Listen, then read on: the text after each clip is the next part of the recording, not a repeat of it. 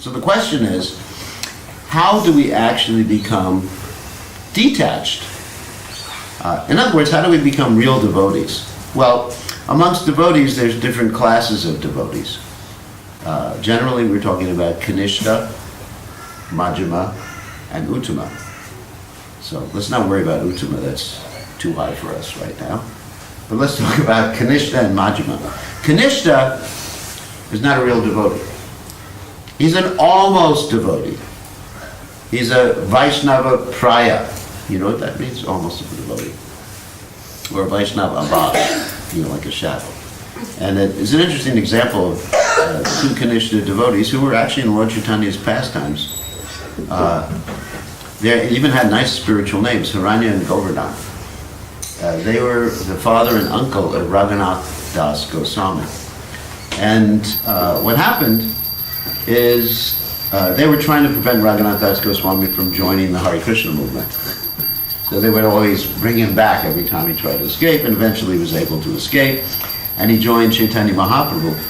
And then Lord Chaitanya Mahaprabhu said about them, and of course we don't want to do this with people, because it's really a big insult. But he said, your father and uncle are like worms in stool. Now, that's quite an insult when you tell people that in India. You're like a worm in stool. But the reason is that even though they had some knowledge about Krishna, they were still interested in material sense gratification. And the example of worms in stool is very appropriate, because if you take a worm out of the stool, what does he do? He complains. Why'd you take me out of the stool? I was having a good time. And then he jumps back in the stool. So, similarly, those who are on a lower level of devotional service, it's almost Vaishnavas, they're interested in material sense gratification, utilizing Krishna. But that's not bhakti. That's not Krishna conscious. Of course, it's a preliminary stage. It's better than nothing. I mean, we have so many preliminary stages. We have Agyata Sukriti, where one chants Hare Krishna not knowing what it is, or serves the devotees not knowing what they're doing. And then after that, you have the Kanishta Adhikari stage. But how do we make advancement to a higher stage, which is called the Majjhima Adhikari stage? And that hint is given here in this verse. It says, merciful to all living entities. And so let's find the Sanskrit for that. And that means Akila Jiva Vatsalaha. And if you look at the actual Sanskrit says they're not only merciful, that's an indirect meaning to Vatsala, but they're actually affectionate and loving. Like Krishna is called Bhakta Vatsala. Anyone's heard of that name for Krishna people? Bhakta Vatsala. It means he loves his devotees. So in other words,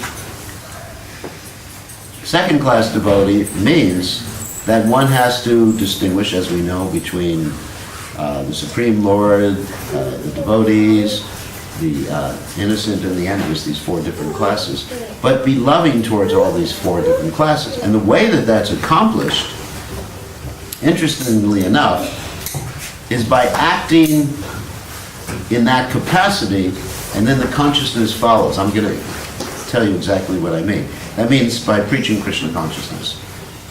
Because until we share Krishna consciousness with others, because we are a Sankirtan movement, we're not supposed to be Bhajan Anandis. You know what Bhajan Anandi? Bhajan Anandi means we go to Radhakund and go, Radhe, Radhe, Radhe, Radhe.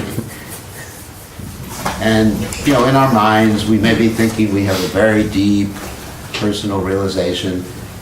And then if we think we're gopis, we put on some lipstick and, put on a sari. That happens. I've seen some pretty ugly gopis in Vrindavan. Gopis with beards. So I don't think Krishna dances with those particular types of gopis. So, no. What it means is, according to Prabhupada, and according to Bhakti Siddhanta Saraswati Thakur, his spiritual master, that he has these whole prayers to the mind. Like mind, you think you become a great devotee by sitting down and just chanting without preaching. And Bhakti Siddhanta Saraswati, actually it's Prabhupada's. Prabhupada says, people are just increasing their bile secretion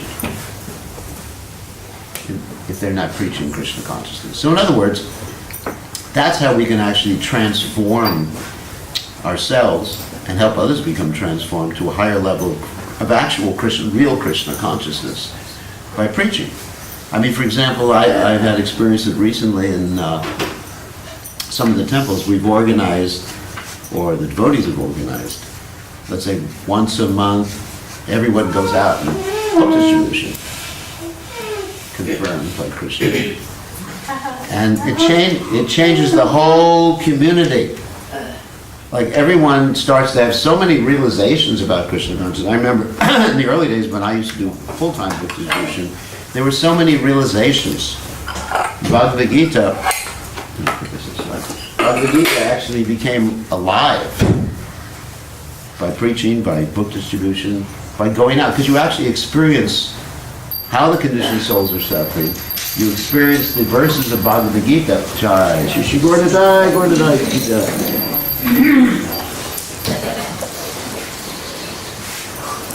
You actually experience the philosophy of Krishna consciousness firsthand, and you experience giving mercy out, being a conduit. That means a transparent via media for Krishna's mercy, and it changes the whole community.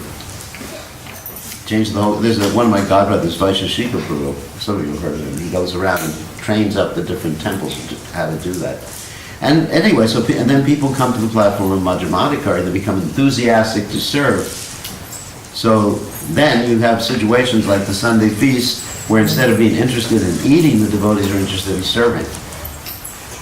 In some places where we haven't instituted that, like Fiji, so some of you may be from Fiji, when it comes time for the Sunday feast, the devotees are first in line and they make the guests serve them.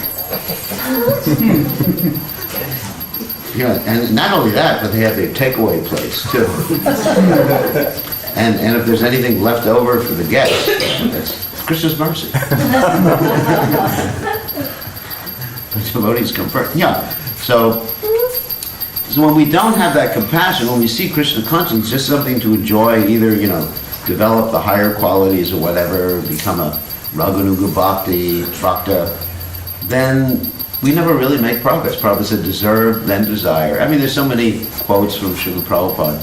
Prabhupada said, also those who engage in preaching, it's on the same level of the gopis in Vrindavan. I mean, there's many quotes. Prabhupada said that in a letter to Ramaswara Prabhu. So, that's the first point. And then, when one does that, then you really become detached because you develop an internal life. Like real detachment, or complete, or absolute, let's use the word absolute, which means there's no chance of becoming attached, arises when one actually develops their internal life. Not just gets happiness,